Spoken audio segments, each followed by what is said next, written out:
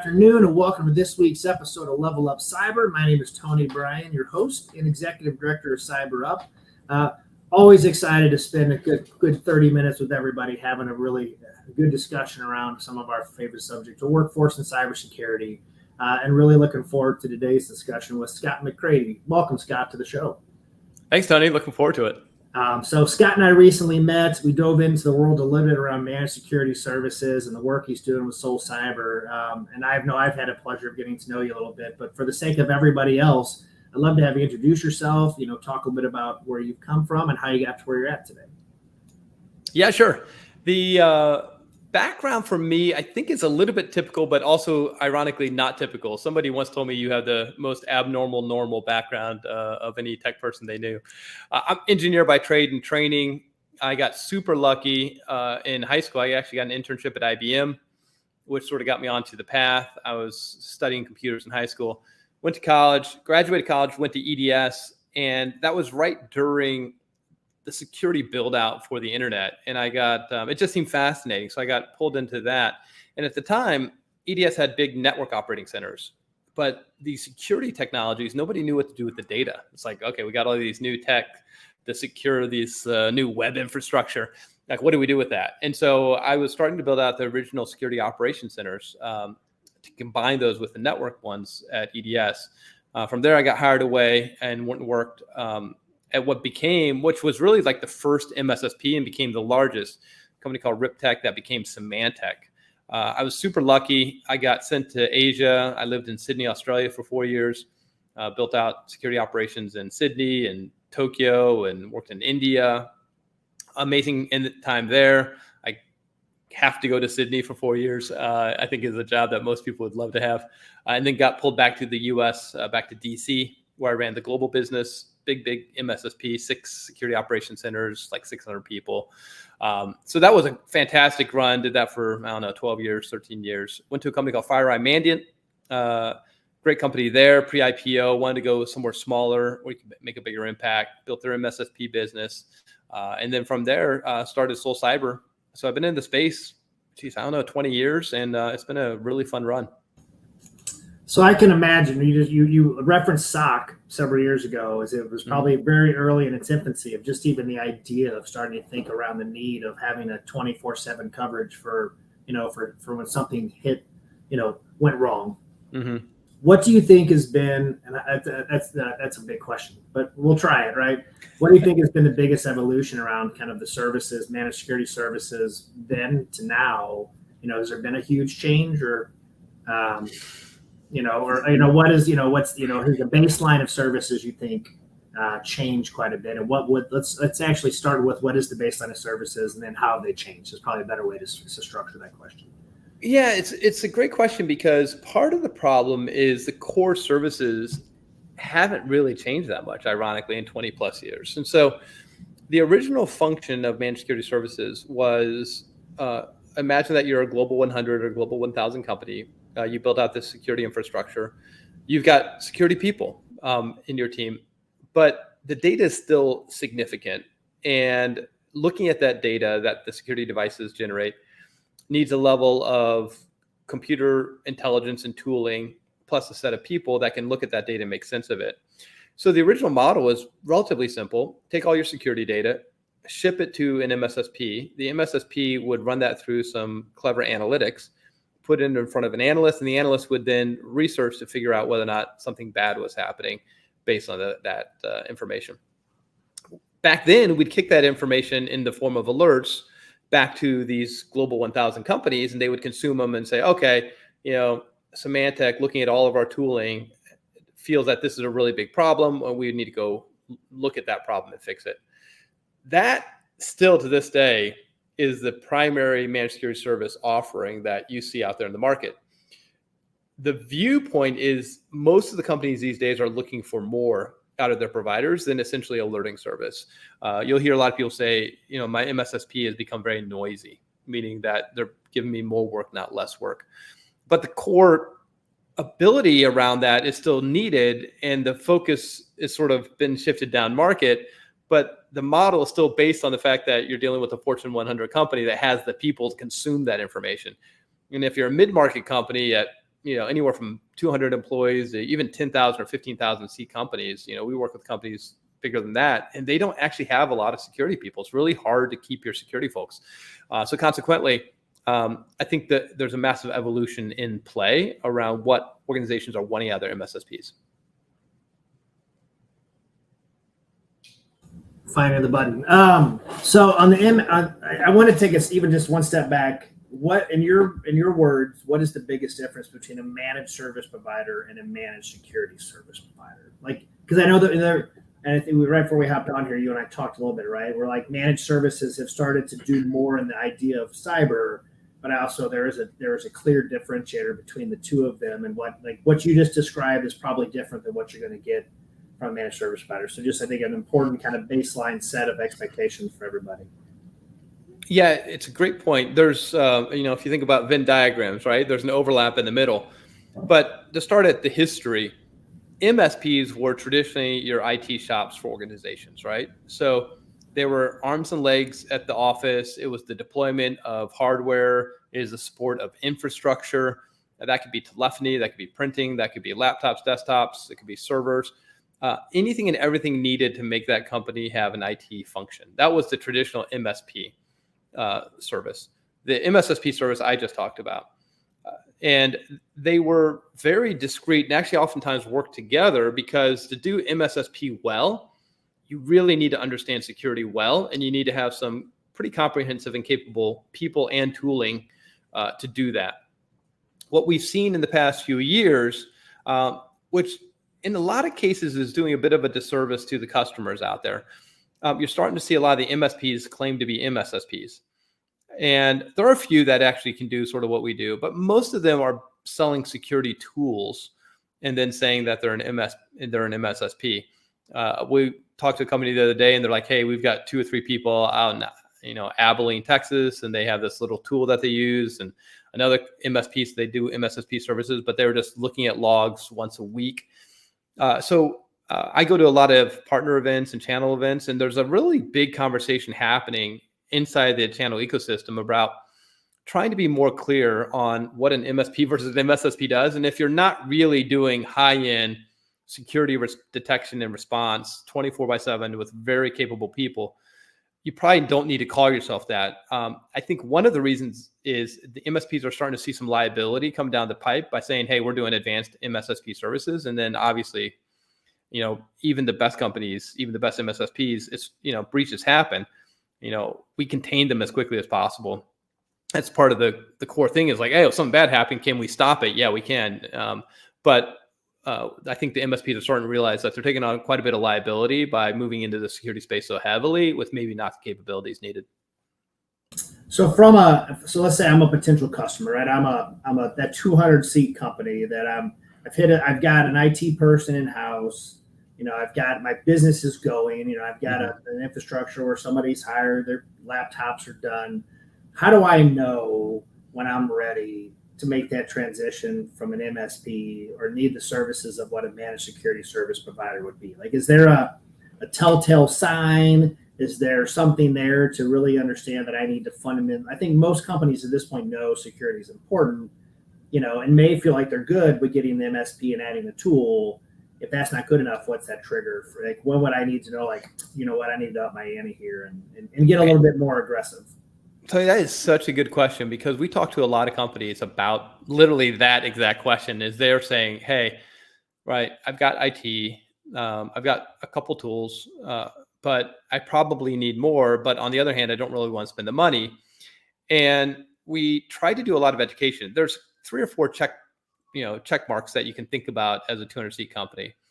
The first one is, do you have cyber insurance? Most companies these days should have cyber insurance. 60% of small medium businesses that have a ransomware event go out of business within 2 years of that ransomware event. So it's not a trivial task to deal with the repercussions of a security incident. Okay, well, what's the percentage of people that have a security incident? 50% of SMBs have a security incident every year. So there's the first aspect of saying, do I need cyber insurance? Well, if you're getting cyber insurance, there's a set of capabilities that are needed to even show that you're able to get cyber insurance. So the second piece would be saying, okay, I need a set of capabilities so that the cyber insurance company will actually sign off on it. The third piece, and I would say this is not difficult, but I think a lot of the 200-seat companies sort of struggle with it, which is you don't have to get super esoteric in your thinking, but just imagine, like, if you can't operate for a week, what does that mean, right? Does that put you out of business? Does that ruin your reputation to a degree that you can't go get new business? So if you're hard down for a week or two, what does that mean to your company? What we find, and the example I use all the time is, it's just an incredibly unpleasant experience. It's financially risky. It's reputationally damaging. And on top of all that, it just sucks. It's just not fun. So, I get it. In some ways, it's sort of like insurance. Nobody really wants to pay an insurance premium. We all have it on our cars and our houses or what have you. But at the end of the day, if you're running a business, most of the companies that work with us say that, there's a nice level of peace of mind that now that they sort of got over it and they figured out how to work it into the financial piece. And then we've had some really significant incidents with companies where we've been able to stop it and contain it. So we have a phrase, which is we try to never let a breach become an incident, meaning we don't, even if it's sort of inevitable that a machine or two or three or something bad could happen, but we want to contain it. Trust me, those companies have been incredibly happy. It's hard to explain how happy they've been with the fact that we found and detected and stopped something and got it fixed before it became a major incident. There's a level of peace of mind there and satisfaction and happiness that's kind of hard to convey to the customers, to your listeners. It makes a ton of sense. So now that we know when we should start to look, what are some things, and I'm gonna make it a two-part question. We'll start with the pros and we're gonna start with the cons next. What are some, as I start to go down and maybe find my partner, to find my MSSP to come and bring on, right? We've acknowledged there's a need. We're starting to go out and do some due diligence and start to ask people in and maybe give bids and proposals of these services. What are some things that we should be looking for when trying to determine who we would like to hire and bring on as a partner? Because I view this, and I don't remember hearing you say, but this is a partnership between a sole cyber and that employer where you both have the same end goal of protecting your networks and your customers and your data. So you really do need to find, I did this in any relationship, is to really find a true partner that you're going to work well and have a great working relationship. So if things do go bad or things can get hard, everybody's going to remain calm in a time that could get crazy, right? So what should people be looking for, and what would be the makeup of a good managed service provider / partner for that organization? It's a couple things. What I always say on the mid-market, especially on the mid-market, but even though we're starting to see it in the larger companies, is you want an MSSP that has the ability to do a few key items. So one is, can they manage the underlying technology? So you should definitely be using best-in-class tooling. So the MSSP should be able to bring best-in-class tooling. They're not buying the cheapest tool out there. Two, can they manage the tooling in a way that is to best practices, right? Can they actually deliver this tool and say, okay, these are the things that have to happen, and we're going to do that on your behalf. And if you want to double check that, no problem. The second piece is they need to be able to detect when something bad happens. Kind of hard to sort of show that pre-sale. So they need to be able to demonstrate that in the sales process. The third part, and again, this is a big one, is they need to be able to do response. So ironically, a lot of the companies in the MSSP space, they're an alerting service, or mostly an alerting service.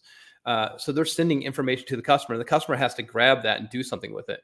So can the MSSP do what we call real response? Can they actually get onto that machine, and can they find that hash or the file? Can they find that file? And then can they find it in all the other machines? And can they get rid of it? Can they quarantine the machine, quarantine the file, remove the file, quarantine the person? Can they actually, as if there was a mini, security team on your staff, can they actually go in there and do that? And can they do that 24/7? Ironically, there are very, very few MSSPs that can do all of those. There's a lot of marketing stuff. Oh yeah, we do response. But when you peel the onion, you'll come to find that the response is either zero or incredibly limited, or it's only in a certain case that almost never happens.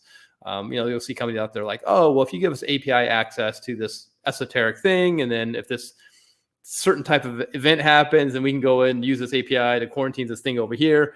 And the reality is that it's so complex, it almost never gets set up and actually never works. So manage the tech, use best-in-class tech, do it 24/7, and actually be able to do real response.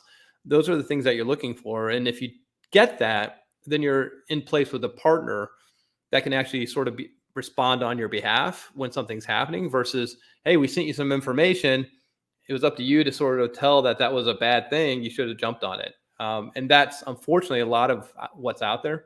And so, yeah, it's a great answer. I know it's one of those things like most companies are inundated, right, with sales requests and tools, right. Especially like I get hit up quite a bit, and I mean we're pretty small, and but definitely agree with the cyber insurance, very important, right? And it's not as scary or as bad as it was a couple years ago, but definitely to what you're saying, like the applications are very in depth, and you answer a lot of questions that that, and they're looking for things to throw your claim out. So it is important to have that partner to answer those questions and do it the right way, because if not, you're spending money on a product that's not going to pay because you didn't do the right thing when you did the application. So it's a really important exercise as you apply for cyber, is to make sure you can do the things you're saying to do in the application. So yeah, we spent about 1.5 years with the underwriters in order to set up a special program. We don't make any money on it. It's purely was because we thought the SMB market needed it. But if you're using our service, your broker, the customer's broker, can just go get a quote from our partner underwriters. And it tends to come back about 40 to 50% cheaper, because the underwriters, they are security savvy, and they recognize that we do real security, not real BS security. And so, if any of your customers are out there and they're thinking about cyber insurance, we have a great program. Again, we don't make any money on it. That can save them probably 40 to 50% off their cyber insurance. Yeah, and I think like any insurance, like any other product, is one of those things. It's there. You hope you never have to use this thing. But if you do happen to have an incident or ransomware or whatever happened, it gives you a really good layer of protection. So kind of taking that, what to look for, what are some kind of telltale signs, or are there any warning signs that we would see if somebody comes in and starts saying specific things as we're trying to go through and find an MSSP partner? Like, are there red flags that we should be looking for within that scenario we should run for the hills if that happens? I mean, some of it's like who's in charge of the MSSP, right? So most of the really well-run MSSPs have people that have been doing it for a long time. There are only about 4 or 5 tenured MSSP companies out there. So have they been doing it a long time? Do they have a real 24/7 operation? Do they have what we call tier 2, tier 3 analysts? What that means is they can actually do instant response. Do they have the ability? So if you said, hey, by the way, it's if the customer's asking the MSSP or the MSP and said, hey, it's Friday night, 3 a.m. There's a 0-day attack out there, and all of a sudden our machines start having problems. There's some alerting that says they sort of know what the problem is. What would you do? How do you handle that? What's the response? Like, if they don't have a really tight, efficient answer to that, then they're probably, sort of hacking it up a little bit. And so you just want to ask some specific questions. What happens at Friday at 3 a.m.? What happens on around a 0-day? How do you tell if something gets around our endpoint detection? Is there a way of detecting, whether or not we can see it another way? What happens if my, CEO, who's like, I will never turn on multi-factor authentication because it's too much of a pain, and now all of a sudden, a bad actor's in his inbox, his email? Like, how are you going to know about that? How are you going to find that? These types of questions quickly ferret out whether or not the provider you're talking with knows what they're doing, or whether or not they're just saying, hey, we also provide managed security services. I've heard rumors that there are companies out there that will help do some due diligence around software and tools and things. Do you think there's value in having that conversation in conjunction with the managed service provider, or do you find that MSP or MSSP, you trust that person to help you make those kind of software decisions? Like, what advice would you give, like, for tool selection, right? Like, we got a partner, and obviously we're generally going to go with our partner's tools. But let's say we decide to go tool first, not partner. Their services, I know they provide that out there. So there's two models. the majority of the model historically has been a non-opinionated model. And so for us and all the other MSSPs out there that are, sort of top tier, they'll say something like, hey, we can support, meaning we can ingest data from a lot of different sources. We can ingest data from like 500 different sources because there's just a lot of tech. However, we call ourselves opinionated because on foundational capabilities on a security program, there are some things that really have to be done and done well and done consistently. And there actually isn't that much, So if you look at the CIS controls, like almost everything on the planet, it's an 80-20, right? So there's of the 18 controls, you can really go secure your organization if you do the right ones and get about 80%, effectiveness and the biggest bang for your buck. And so for us, when it comes to actually the stuff that we manage, not just ingest, so you can say, hey, Scott, I got whatever, I got a ticket machine, I want you to ingest it, great. But when it comes to stopping bad actors in the organization, there's some critical piece that you have to have in there. And on that, we actually are opinionated. We test lots and lots of tools every year. We do that via a variety of different mechanisms.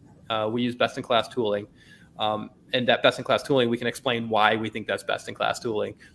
Some of it, customers agree with us almost right away if they're pretty knowledgeable. Some of it, they're like, oh, I've heard of them. I'm not really sure why, but it makes sense. So we actually do have an opinion on the things that we manage and deploy. So not that the customer's already purchased and just has us do sort of additional telemetry, but things that we manage and deploy, we actually do have an opinion on because we know that if you don't have the right thing, you can't do the service the way that needs to be done. Yeah, that's a great answer. So let's take it. We'll go one more step, and I promise we'll stop asking about the kind of specifics around small business. So let's say I'm a company now, and I do have a partner, right? I already have somebody I've been working with for a couple of years, and I know MSPs it's highly competitive, and they're getting hit up quite a bit. What are there some clues or triggers that I should be searching for new people or things that maybe that aren't or are not being done within my kind of day to day from who I currently work with? Again, back to, I don't make it all negative around red flags, but or are there green flags to look at? Like, hey, I've got a great partner in this, right? As I, what are some determining factors to put in a boat? What are some determining factors that make it that their current partner either good or maybe needs some improvement to shop around? So what I would say, so we have a lot of MSP partners. So we have a lot of MSP partners that use us for the security component. So they'll say, hey, we're going to do all the IT. We're going to be the arms and legs. Obviously, we don't have people in every city. We have customers around the globe. So the first thing I'd say is the MSP and the MSSPs actually partner, generally speaking, really well together.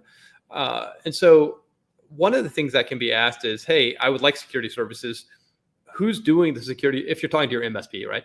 Who's doing the security services? Is it you? Are you partnered with somebody? What does that sort of look like? Because we have lots of customers through our MSPs where we work amazingly well with them because they're on site, right? They're working with the customer daily. And then when we say something bad happens, we'll basically respond. We'll do everything we can. But maybe there's something like, hey, by the way, that machine just really does need to be wiped and rebuilt. We've got it contained, it's quarantined. We got the machine, we got the process and the files off of there. It looks like it's pretty good, but it's probably safest just to rebuild that.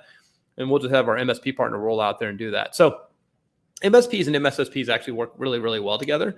What I'd tell the customers is you really need to understand what you're buying when it comes to security. So I know it sucks, but just getting a tool from an MSP isn't sufficient. If they say they're selling you MSSP services, you need to ask, what's the tools? What's in your security operations center? Who's running the security operations center? How effective are they? What's their pedigree? How do they get their threat intelligence information so that when something is very smart and sophisticated gets around our capabilities, how do we detect that via a second or third different model? So those are the things and sort of don't get away with the oh yeah, we've got a guy looking at stuff. The number one thing I've seen fail is customers said, hey, I thought somebody was doing it because I got told there was somebody looking at it. And I get it. Everybody's swamped out there. And candidly, you're trying to run a business in a highly competitive space. You're making your widget or your service or your SaaS service or whatever.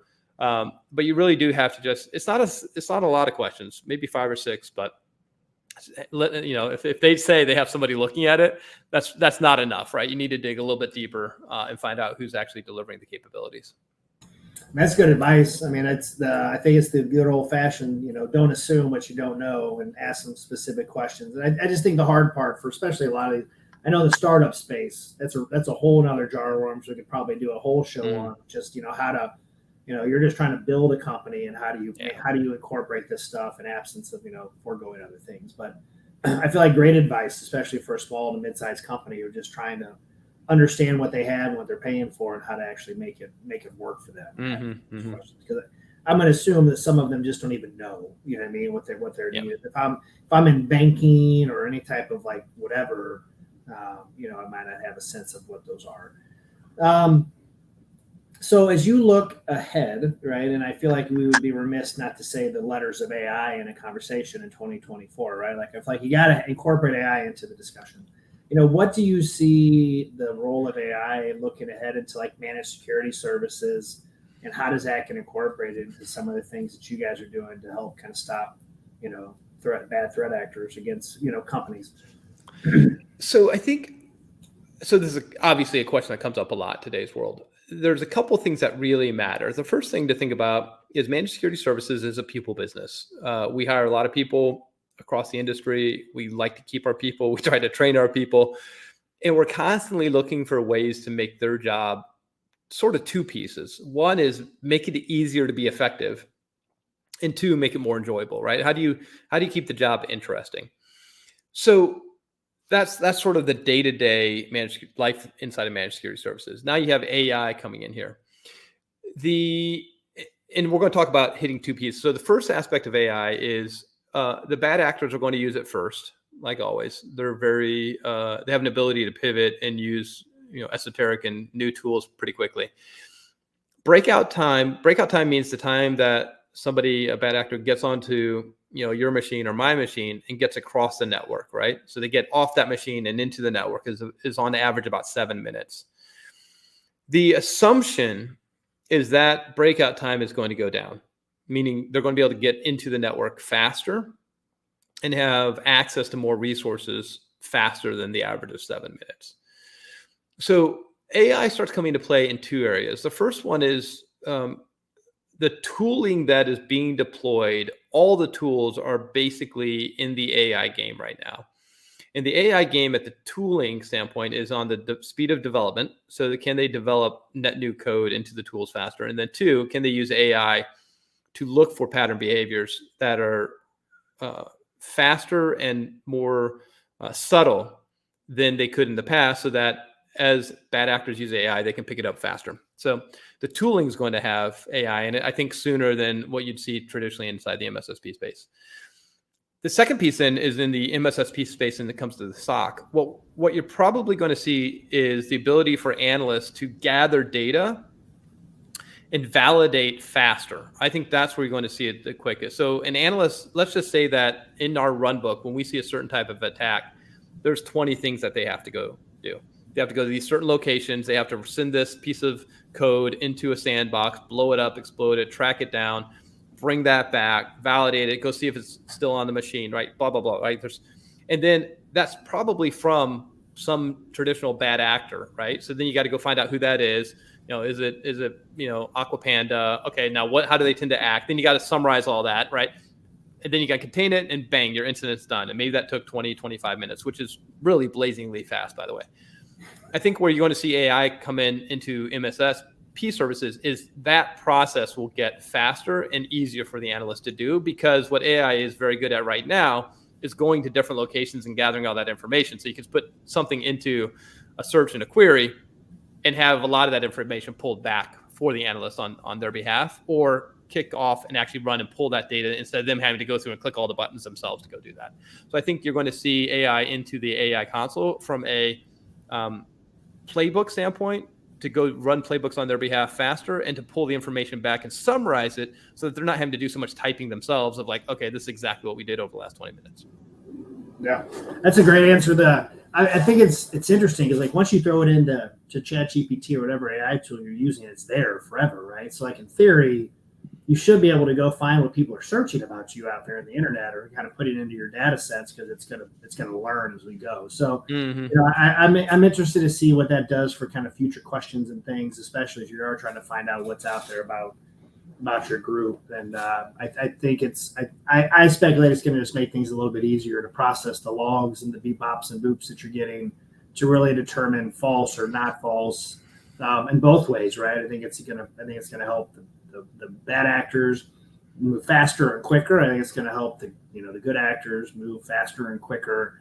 But just make sure everybody has to be on their games and mind their P's and Q's just a whole lot better in the grand scheme of things. So as always, 30 minutes goes way faster than it should. But I appreciate, like, one, I've learned a ton, right? Just around I've talked to a lot of small businesses, and I think there's a lot of leeriness or concern around just like, I know I need to do these things. I just don't know where to start. There's a fear. There's a level of, I think, of just lack of confidence, or maybe of embarrassment. Like, I don't want to have this conversation and come across as dumb, or feel silly. So, like, hearing the words your advice you're giving, I think sets a level sets the bar for everybody to at least know we're all in the same boat. At the end of the day, companies just want to make sure you're good. So reach out and ask questions and get the support you need. So I appreciate, giving people the grace to have that conversation, maybe peace of mind as they go down this path. But everybody gets the same last question. What advice would you give to somebody looking to level up their cybersecurity career? So one of my all-time favorite questions, I love this question. I don't know if this is a traditional answer or non-traditional, so you can tell me, since you've asked a ton of people. What I tell almost everybody is the same thing. There's two ways to be successful. Be the absolute freaking best you can be. Be the Michael Jordan of the thing, right? Be the Tiger Woods, whatever.